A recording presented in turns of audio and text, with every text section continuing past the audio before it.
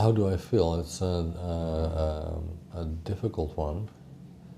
You get sometimes the idea that you are trying to sail against the wind because there's a continuous, whatever we do, and we try to focus on prevention, but whatever you do, the more awareness you create in society, the more people you get. So, I mean, there's definitely been an increase in the numbers which we treated here, but I do not necessarily think that that's a reflection on that it's getting worse. But it gives you that, you know, if you don't think about it, it gives you the impression. But I think if you try to analyze it, you'll see that it's from raised awareness. 20 years ago in South Africa, no one was talking about child rape.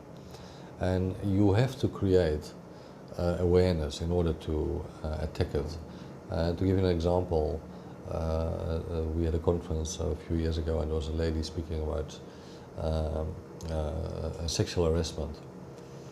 And like in sexual harassment, 30 years ago, sexual harassment didn't exist either. It did not mean that there were not bosses who were severely abusing or sexually abusing their secretaries. But in that time, the language and the thought process, they were not developed yet.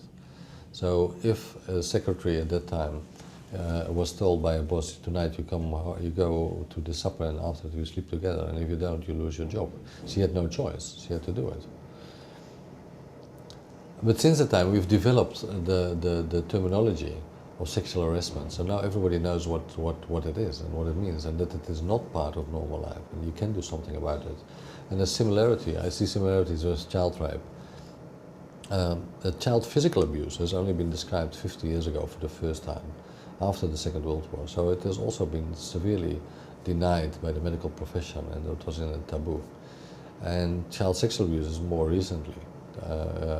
Actually in the last 15 or maybe 20 years that people start writing about it quite a lot. Before that, nobody was writing about it.